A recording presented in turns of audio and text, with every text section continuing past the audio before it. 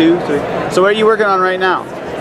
So basically what I'm working on right now is the screenplay of Kill Shakespeare. Yes. I'm also working on the first issue of the next series of Kill Shakespeare, and I'm doing a short story that's kind of a Celtic mythology short story for an anthology that's coming out of Eastern Canada.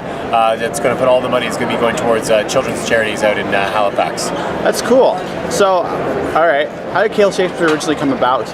Wow. So I'm Conor McCreery, and my co-creator Anthony Delcall, we were brainstorming ideas probably about 8 or 9 years ago, and Anthony was chatting about Kill Bill, the movie. Yep. And he made a joke about how, hey, instead of killing David Carradine, what if you tried to kill, Bill Cosby or Bill Clinton, or hey, what if it was Billy Shakespeare? What if that was the Bill everybody was after? And we sort of laughed about that. And then we sort of thought, you'd have, Romeo on one side and Hamlet on the other, and Lady Macbeth, and, Falstaff and everybody else.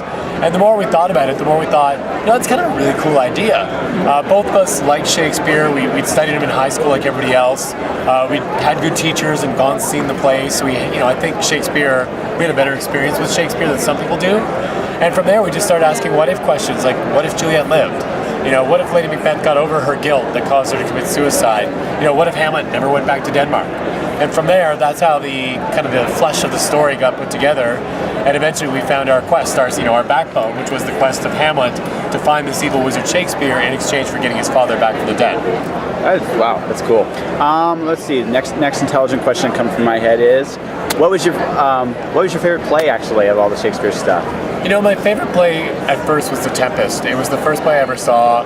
I remember kind of thinking that Caliban was like the Shakespearean Wolverine, which for like a 15-year-old fanboy was, pretty powerful. I just loved it. I thought it was a really interesting play. And now that I've done this project though, and I've kind of read Othello again, Othello's my favorite play now. I just think it's so smart, and it's so amazing that that a white dude from the 15th, 16th century could talk about what it was like to be a minority in the way he did, right? I mean, that story feels like you could write it today, let alone 500 years ago. My personal favorite one is Macbeth. I just loved how he was manipulated from start to finish by those 3 witches. Yeah. So that was grade 11, and I had like the best English teacher of all time. So that's just the way it just went out. So when you went to the plays, did you go see Stratford? Just out of curiosity, was that where you guys went to see it? Yeah, we go to Stratford. Yeah, that's cool. That makes total sense. So I'm from London originally, so that's why I know. And when you get to, I think when you actually get to see Shakespeare, it makes such a difference, right? Like Shakespeare was never intended to have been read off the page. He was intended to have been acted or seen, and so. It's weird, right? Because the way we study Shakespeare is really not the best way to take him in, which is why we kind of hope that a comic, because it's kinetic and graphic and has energy, is actually closer to what Shakespeare would intend than just reading verbatim from the play. Okay. Now, question here: who was your favorite character of all the Shakespeare ones to actually write? Oh, to write? Yeah. Iago and Falstaff. Nice, yeah. Nice. And I don't know. Let me see. And with the sequel. So where are you guys picking it up from? Is it going to take place right after the series, or about a year after the end of the events of the second volume? Okay. We're sort of playing with sort of actual European history, where when you'd see one great power defeated, or if you'd see a rebellion sort of succeed, then there was always sort of another power waiting in the wings to kind of take advantage of the chaos. So that's what we're sort of looking at. Oh, that's cool.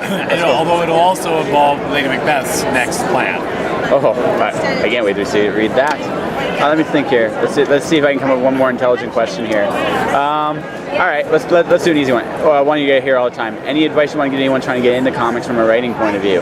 Wow, from a writing point of view, a couple of pieces of advice. One is try to write every day.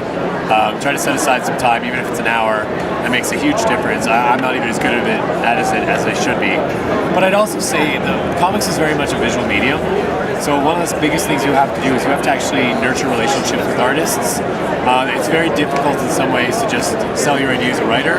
You're going to need to find somebody who you jive with creatively, get them on board, and then work with them to sort of put together that pitch for that idea that's in your brain. Comics is very much a collaborative medium. If you're the kind of writer who really feels that you've got an idea and it can only be your idea and yours is the only way it can be done, you might have to change your mind if you want to do comics, because comics is really collaborative, which is great actually. And honestly, I think as a writer, the better you are at letting go, the better a writer you are, which is, a lesson I'm still trying to perfect myself. Less is more, basically, what you're saying there. Yeah, in a lot of ways. Yeah. So actually, okay, in that case, what is one of the best surprises that he brought to the table, like, into like art-wise, into the story that you didn't expect? Andy Belanger is a great artist. He brought a couple of things, but one thing we didn't expect was right at the beginning. I wish I had the comics. I'd show it to you right now. But for those of you who've read the first issue, there's this crazy sequence where all these like swords and statues come coming out of the water, and then they drop, they crumble, and they fall down.